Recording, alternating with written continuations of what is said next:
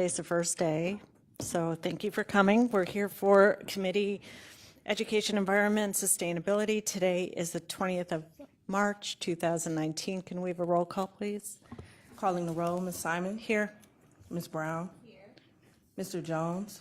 Mr. Jones is absent at the moment. Ms. Stevens. Ms. Stevens is absent. Mr. Brady. Mr. Brady is absent. You do not have a quorum. Okay, so we're not voting on legislation. We're having a presentation today. Is there any public comment before we begin, Madam Clerk? Yes, Madam Chair. Mr. Jacob Van Sickle. Okay, And also like the record to reflect that Councilman Miller is in attendance. thank you.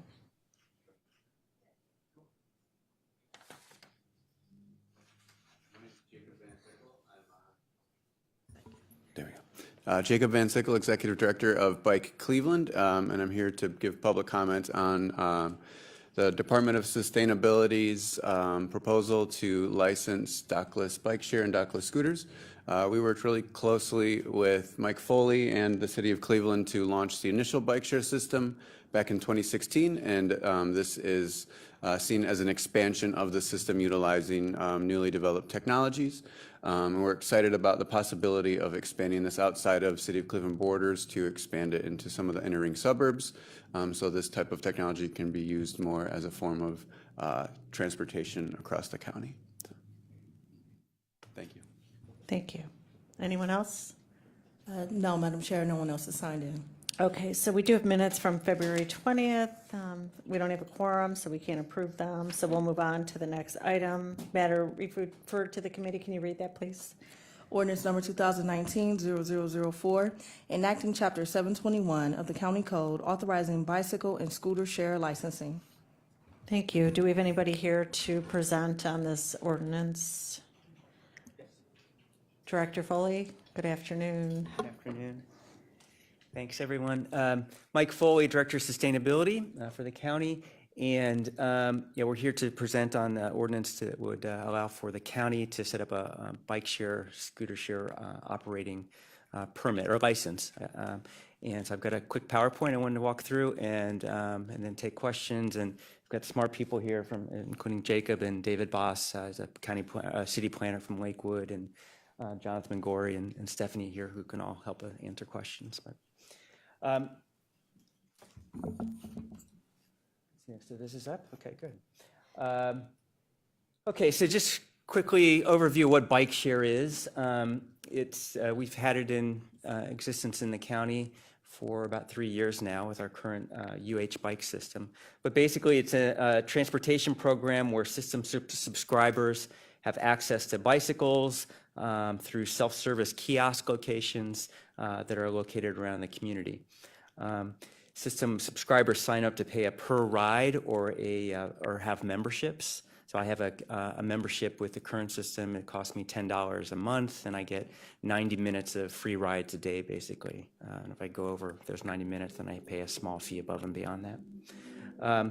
Bike share is ideal for like short distance, point to point, and last mile, first mile trips.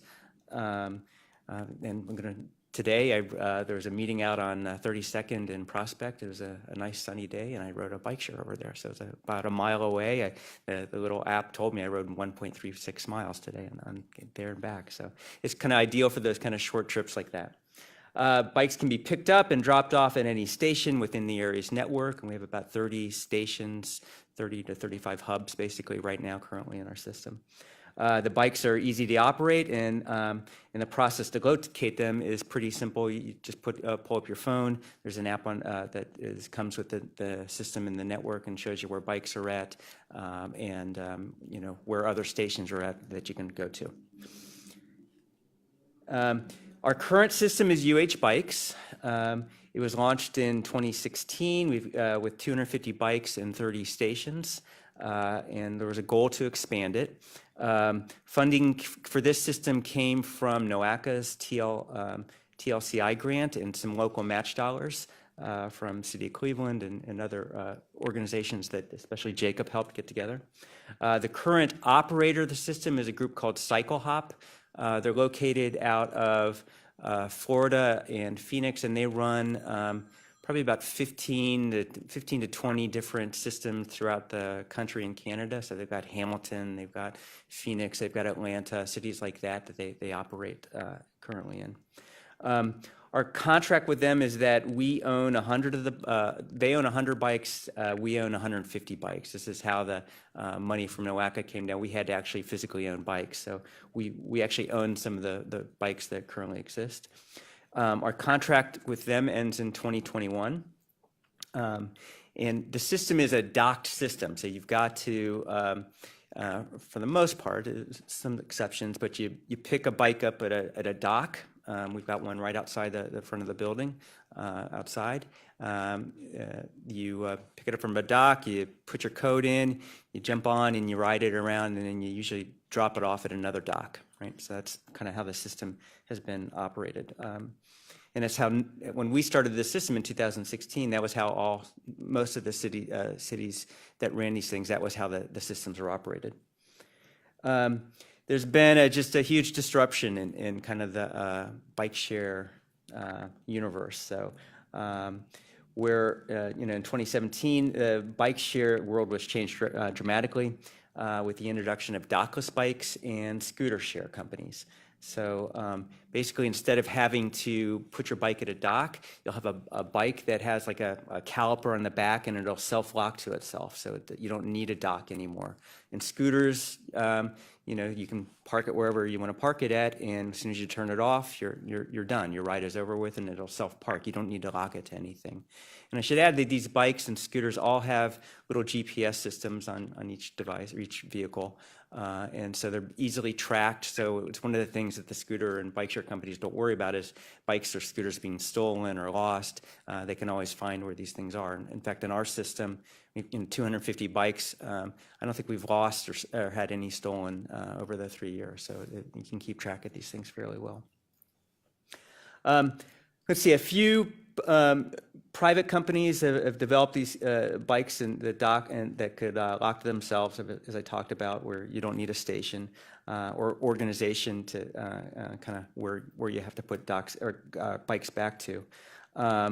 And especially over the last year with this dockless kind of revolution, there's been a lot of venture capital money put into these things. So there's been a lot of cities have just seen overnight, they'll see 1,000 bikes dumped in their cities or 1,000 scooters dumped in their cities.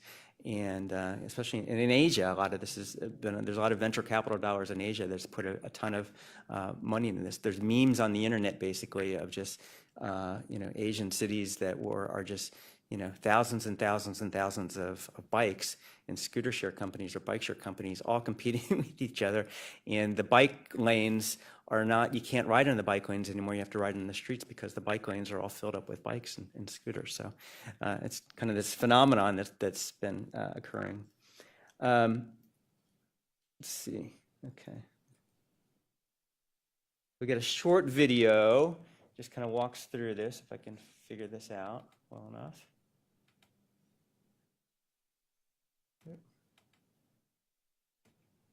And this is from Lime Bike. Oh, come on.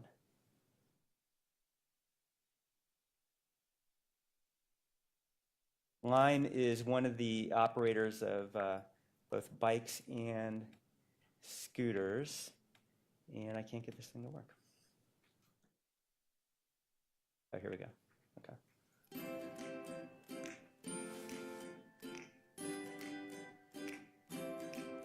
If you live in New York, Paris, Tokyo, or any of 1,000 other cities around the world, you're probably already familiar with public bike sharing. The idea is simple. Find a docking station, choose a bike, take it for a ride, and bring it back to another station when you're finished. In 2005, the concept was pretty revolutionary, but soon people began to ask the question, why do we need docking stations at all? Enter dockless bike sharing.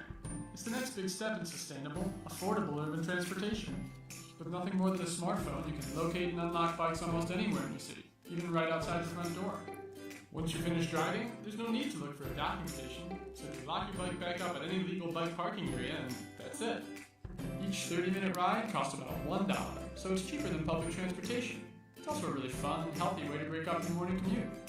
Here in the U.S., LimeBike is working hand in hand with local governments and universities to implement a dockless bike sharing system that's both free to install and convenient for the public. The result is a growing network of cycling communities from South Florida to Seattle, Washington. With over 500,000 rides and counting, LimeBike is leading the last mile revolution in the U.S. and working to ensure a green future for all of our cities and universities.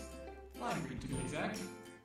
To learn more about dockless bike sharing, visit limebike.com or download the free LimeBike app on your iPhone or Android device today.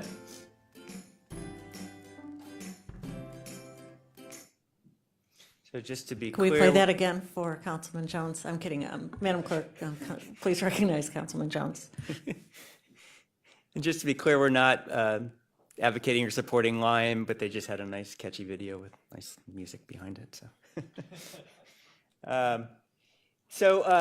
But one of the problems with, the kind of, as we talked about, is that if you've got kind of an unregulated system, then and you don't kind of try to organize where bikes or scooters can be located at, then you'll have bad behavior sometimes, right? Bad behavior by people who are riding bikes or riding scooters. So there's, as I say, there's kind of memes on the internet of bikes all over the place, but you'll have bikes in trees and bikes in rivers and bikes in the middle of sidewalks and, where a lot of pedestrians are at, and sometimes bikes in streets, so where people will park them at. We're trying to dissuade that. That's one of the things why we want to set up some county-wide licensing, is so that a company can't come in without regulations and just dump in a whole bunch of bikes or scooters without some oversight by county government, by local government.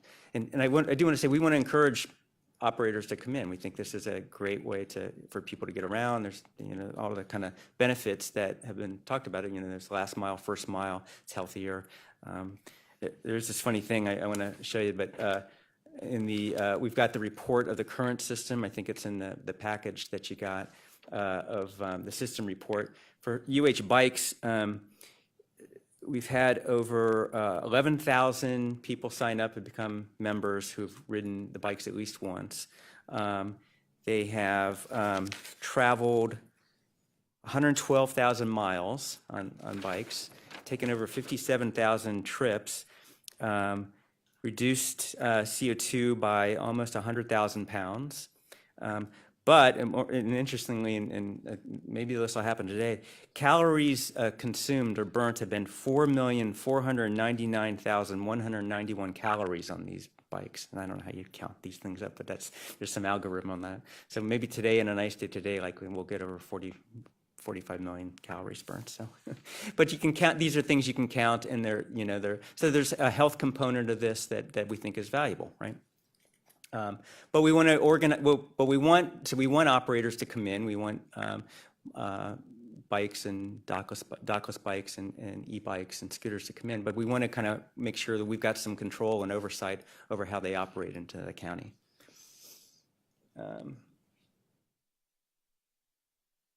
So there are. I'm going back. There are kind of best practices that other cities have started to develop, and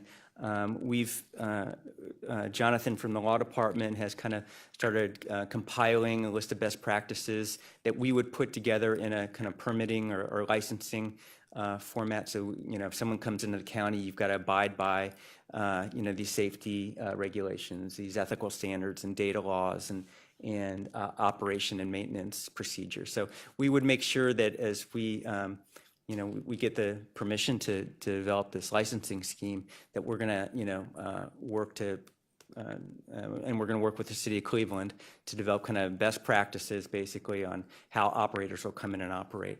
One of the things I really want to, I'm really concerned about is parking, right? So where are logical places for scooters and bikes to be parked at, right? I don't want them parked willy-nilly, kind of in the middle of sidewalks. We want to kind of try to figure out how to organize that as much as possible. And because these things have GPS systems in them, and we can geocode or geocorral different areas of kind of the city and the county, every RTA stop already has a geo fence in it or kind of geocoding on it. There's ways to geocode like kind of corrals and kind of painted circles, basically, where you say you have to park your bike back here, or or here's a logical place where you're going to pick your bike up or your scooter up at. So those are some of the things that we want to make sure we've got rebalancing hubs in place before we kind of start permitting and allowing new operators to come into the county. So our basic plan is that we would create a licensing scheme.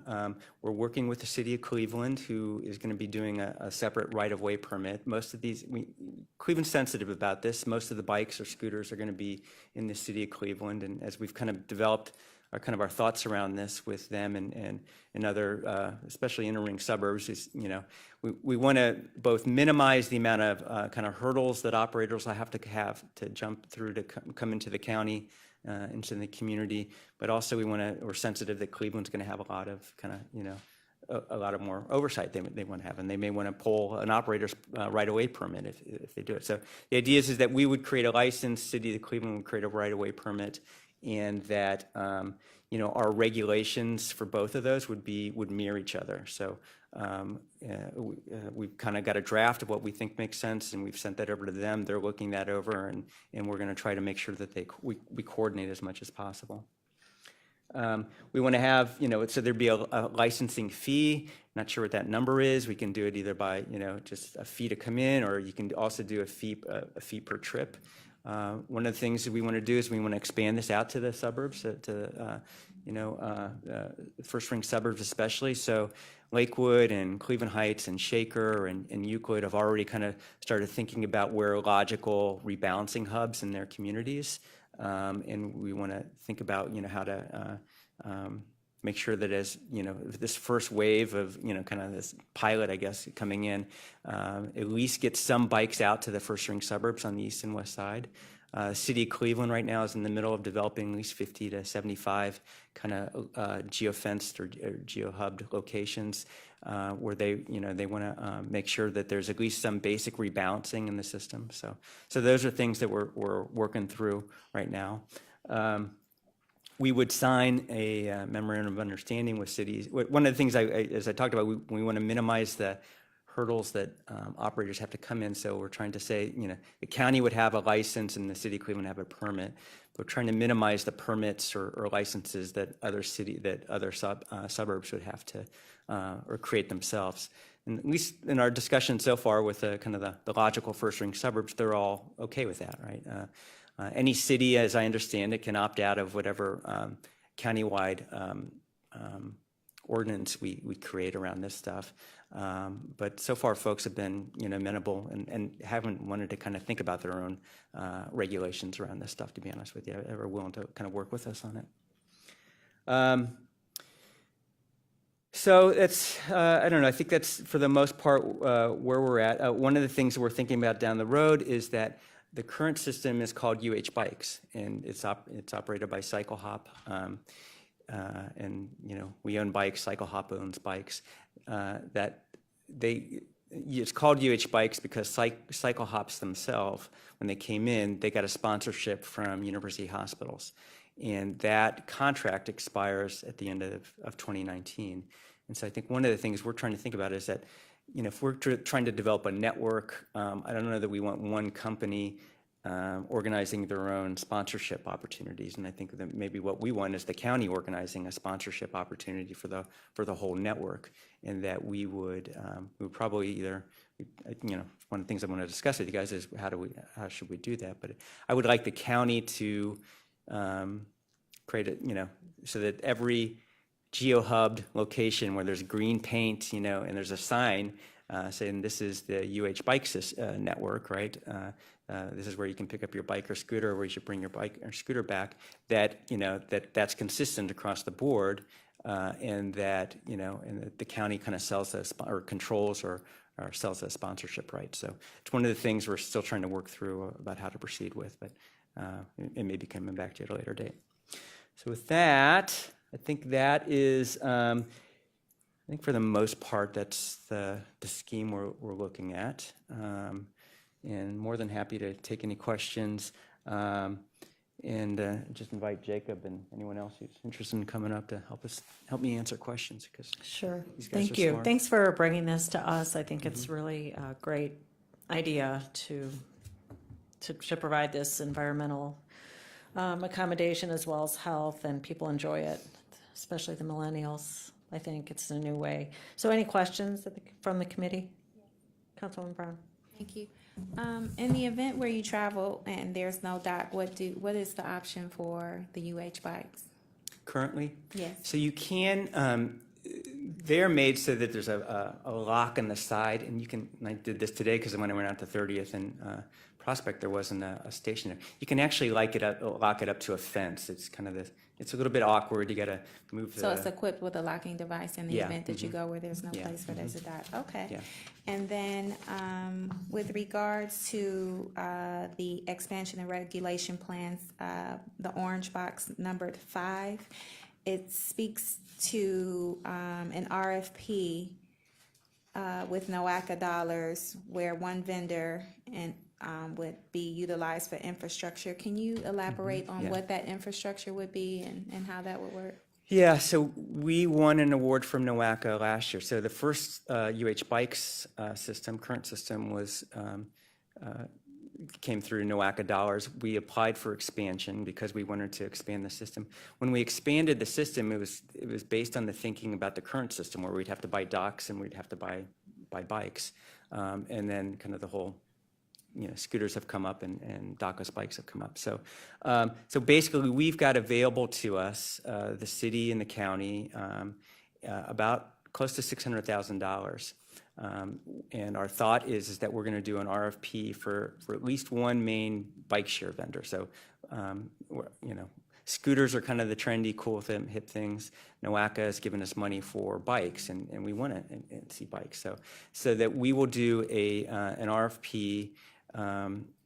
Hopefully by early summer, for at least one vendor who will receive those dollars, will be committed, will have commitments to bring bikes in, help with develop the infrastructure, the signage, the spraying of the geofenced places, and we'll also have requirements of kind of equity and making sure that they especially will have to rebalance those bikes in places that aren't downtown, aren't University Circle, aren't just places where they're going to potentially, make the most money. So that, and for the benefit of receiving dollars from us to purchase bikes, that they'll have some extra requirements on them. So the reference to infrastructure is not to necessarily the roads, but the actual bicycles and housing units, if you will. Yeah, it's kind of silly. So it's bikes, right? But it's also it's just signage, right? Okay, and it's paint. So and it's maybe a data card in the middle of the paint or something, so you can geocode it. So it's all you need anymore for these things. So. Okay, and then the other question that I had was with regards to the out-of-hub lockups and the out-of-system lockups on your system report. Can you explain those numbers? Oh, on the current system, yeah. So let's see. There's been, if you look at the overall trips, and I think this is right. So 57,000 trips have been taken, right? I think, and Jacob, maybe you can tell me this, but so you've got out of hub. There's a natural geography that the current system has, and it's most of Cleveland and a swath of Cleveland for the most part. And if you ride a bike outside of that natural system, then there's an extra fee that you're charged. So I think that is the out-of-system lockup. So there's been 8,413 times where someone has ridden a bike to maybe the Metro Parks, or maybe ridden the Euclid or some other location that's not in the natural geography of where the map is, basically. And then the out-of-hub lockups is, I think, when they're not locking a bike up to a docking system, a current docking system. So they're doing what I did today, which is lock the bike up to a fence. All right. And then the last thing on the trends, I see those numbers, and I'm not really clear on what they mean. So the new signups to trip ratios, I guess the numbers are self-explanatory, but I guess my question is, are they high, low, or about the national average? Do you know? Yeah, I would say the number we look at the most is the bike utilization number. So that's how many times every day a bike is ridden. Generally, for a system our size, anywhere from half a ride per day per bike to a quarter ride per day per bike is the standard. You see more rides per bike per day as your system gets bigger because the system becomes more easier to use for people. You can get one where you are and where you want to go because there's more places where the bikes are docked. And are these annual numbers or, from? Yeah, this number is for the entire life of the system. Okay. All right. I anticipate those numbers might be also impacted by the weather. So, okay, thank you. There's more ridership in June than there is in January. Who's riding these bikes? Do you have any idea about who takes advantage of this? Yeah, we don't have any, the system doesn't collect any demographic information. We do in the back end on the current system know where bikes are being locked up to and taken from, especially the out of hub ones too. So anecdotally, we could figure it out based on where people are starting and parking the bikes. They probably live or work or play around that area. But the system itself doesn't collect any demographic information. Lifeline. Jonathan McGrory with the Law Department. With the new system, we do intend on expanding the data that is collected. And currently, we do request, or in the draft of the regulations, we want to include gender and age. But where trips start, where they end, total miles ridden, number and durations of rides, and a number of other things that can help us with managing the system. Okay, I'm going to turn this over to Councilman Jones, but are people going to the flats and down East 9th by the Rock Hall? Are they going down East 9th or West 3rd? Yeah, I'd have to look at, 9th? so that with the current system, there's a heat map that's developed that you can actually see where people are riding. The most utilized station in the entire system is the one at West 9th and St. Clair. And usually it's people riding bikes from the one station in the flats and riding up the hill or down the hill as opposed to walking. But Okay, Councilman How many Jones. stations are there at this point? yeah, currently there's, including just geocoded stations, there's 32. 32. Without any demographics or information, do you lose bikes? How many do you lose, if any? Yeah, according to Cycle Hop, they've actually the bike wasn't lost, it was just, it was mangled by somebody that used a 2x4 to remove the locking mechanism because they were on some illegal substances. So there's only been one bike that was put out of commission in the 3 years of the system. So everyone is operating in good faith, and they're riding and returning. Yep. But we don't actually know who each person is. How do you join? How do you join the network? And forgive me if this was answered in the. Yeah. So you download. You can go to socialbicycles.com on your computer, or you can download the Social Bicycles app. You use a credit card to become a member, and then you can join via different membership levels, but pay as you go, or like Mike mentioned earlier, he's a monthly member. So am I, where you pay a monthly fee and you get 90 minutes of riding every day. What is the cost? What is the fee to? It ranges. It's $7 an hour if you're pay as you go, but it's charged by the minute. So if you only ride 1 minute, you pay 1/60th of $7. The monthly plans are $15 a month for 90 minutes of riding. They also have annual plans and student memberships, but I'm not familiar with what those prices are. Do you see expanding beyond the 32? Well, yes. I mean, that's the goal here, right? So, I mean, the great thing about these new systems is that they're flexible and you can ride them anywhere, right? But it's also that brings potential problems with kind of the chaos, right? So we're trying to, and that's the kind of sweet spot we're trying to organize with this licensing scheme, is developing rebalancing hubs where we're going to try to make them as available as possible and require kind of vendors to come in and make sure they rebalance as much as possible out to places where we want them to be. while also allowing them to have as many bikes. These guys are in the business of making money, so there's popular places, popular routes, popular areas that they're going to have to, they're going to put bikes and scooters at too. So it's this kind of balancing network that we want to figure out.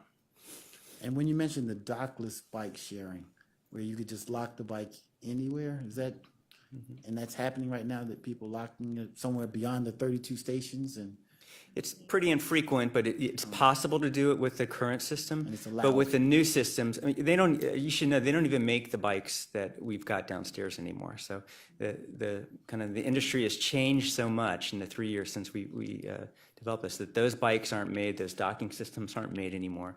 And it's really all going to dockless and bikes and scooters. So, and the bikes are, they're less expensive to produce. The docking systems are less expensive to produce. So because you don't have to do them anymore. So there's opportunities to bring in a lot more. So, more bikes and geocode or hubs or, throughout the county more so, I guess, than we have now. But what's going to happen to these bikes then that we have now? Well, we have a current contract with Cycle Hop to run the current system until 2021. When we do this RFP, we imagine they're going to bid on it, right? We'll see if they win or not. I mean, it'll be an RFP like any other RFP. If they win the RFP, they'll probably want to replace the current bikes that they have in stock, plus buy new ones. If not, if they don't win the RFP, then we're going to have a tussle with them, I think, and say, hey, look, you still have a system you have to operate here. So there's things I think we're going to have to figure out. Councilman Miller?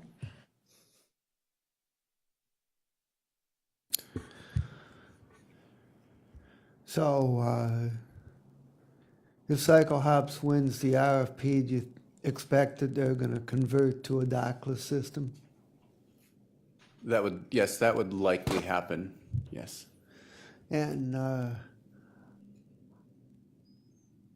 you inclined to license one vendor or multiple vendors? I think that's one of the things we want to think about this year is, look, this is still new to us, right? And especially scooters. The city's had some issues with scooters last year. Right now, the legislation would say we can license as many as we want to, but I think this first year going forward, I think maybe we want to use this as a pilot period, and maybe we do 2 scooters and 1 bike share operator, or 2 bike share operators and 1 scooter operator. So I think we're trying to be cautious and sensitive to kind of the, market. And suppose you license 3 operators. Would they each run their own hub locations, or would we run the hub locations and the hubs would be used by everybody? The latter. So we're actually working as part of the RFP for ODOT. We have to identify all of the potential locations where the dockless bikes would be rebalanced to.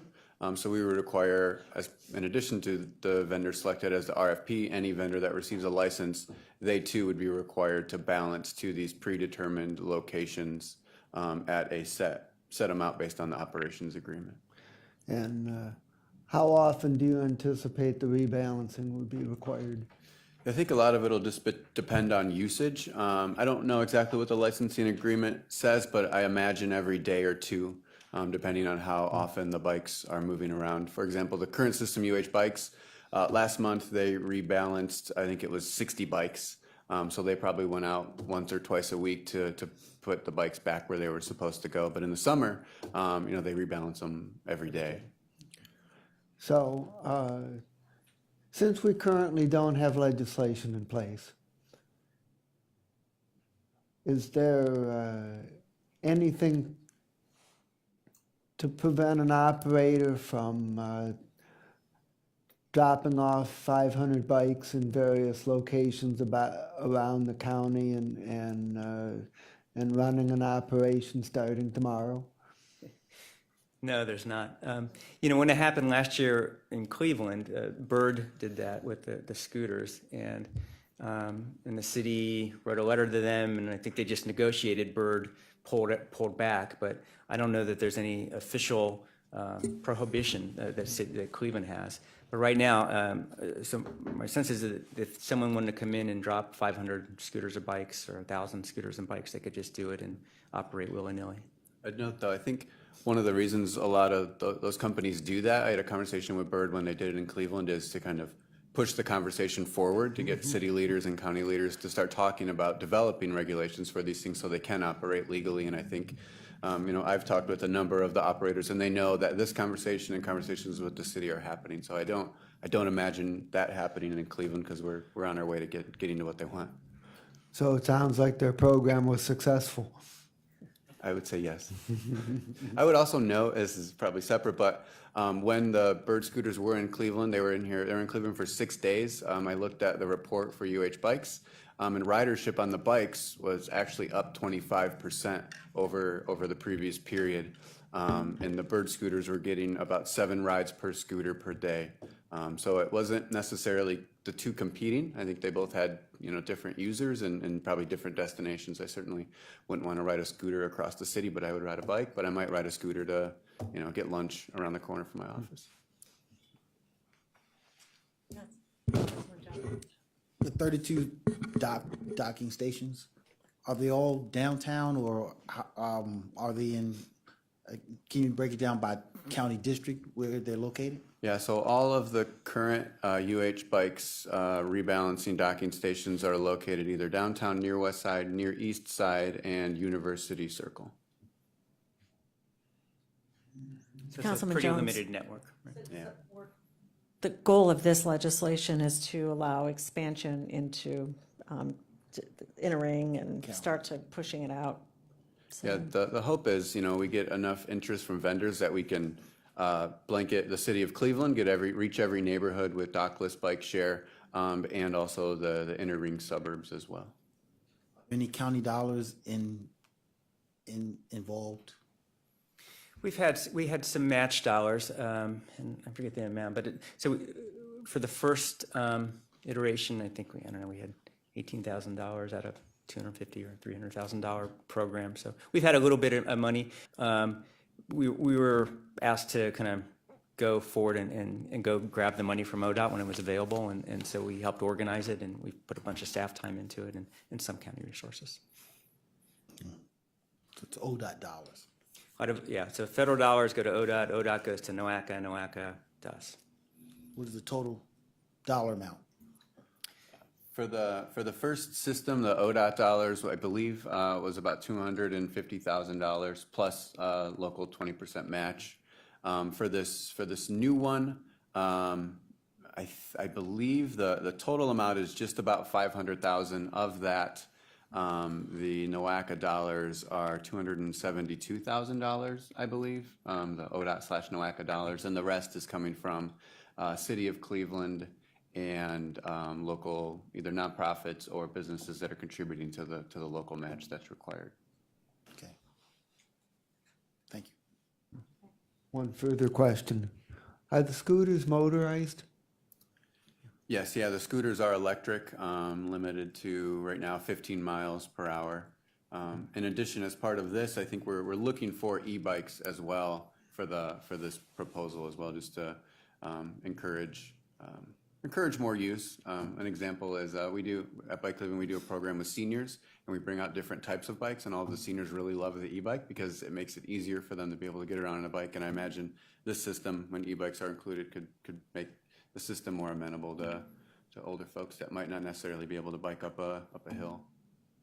For what it's worth, we got David Boss here from Lakewood, but we met with City of Lakewood, and the mayor of Lakewood is like fascinated with e-bikes, and he wants as many e-bikes in the system as possible. So, like electric bikes that will ride, you can get 15, 20, 25 miles an hour on them. And the state has regulated e-bikes as well at the state level, so there's different levels for e-bikes that are regulated by the state and dictates where they ride and that type of stuff. Councilwoman Brown? Forgive my rogue mind, but if someone decided they took the bike home and they were gonna bring it back the next day, are there like fees or what happens in a situation like that? Yeah, I mean, each operator will have its own kind of, I don't know, penalties or, but if you turn the bike off, like you ride up to you park it in your front lawn or something, and you turn it off and you end your ride, you may be charged $1 if you're not at a natural hub, right? But if it's still there the next day, then you may be able to just pick it up and you may even get a credit for taking it because it's out of the hub network and you're bringing it back into the system. So theoretically, that's possible. And maintenance, in the event someone should get a flat during one of these, I'm guessing that's also contingent on the contractor, but can you elaborate on that from your current experience? Yeah, and CycleHop really has got two guys right now who are working on this stuff on a day-to-day basis, and they're really good. And so they'll go back, rebalance, they bring the bikes back, they fix them. They have this kind of coded system where it has a little solar panel in the back, and you punch in your information to start a ride, and they switch those things out and fix them. So at least our experience with CycleHop is that they've got a good crew who just daily works on these things, and they've got their own garage and maintenance crew that just kind of concentrates on it. So each operator, that's their job to do, basically. Okay. And just to add, one of the requirements for the license is that any operator that comes in and gets a license must have somebody on site that can be reached via phone 24/7 in case there's an issue with one of the bicycles or scooters, in addition to also providing insurance and indemnification for the county as well as any city they operate in. Okay, thank you very much, gentlemen. I think that concludes my questions. Okay, so what I anticipate is that there might be a few amendments to this legislation, which we can review and come back into committee in a couple weeks, because I think time's of the essence. Is that fair, since spring is on us today? Yeah, we'd like to get this in place before kind of summer riding season starts. And before they drop scooters from the sky on us.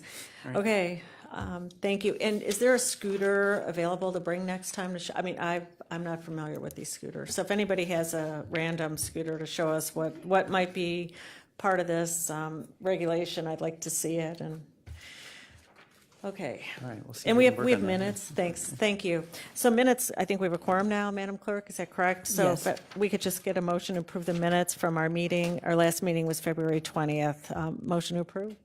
So moved. All in favor? Aye. Okay, great. Those minutes are approved, and I have no miscellaneous business, except we'll be back in probably 2 weeks. Thank you.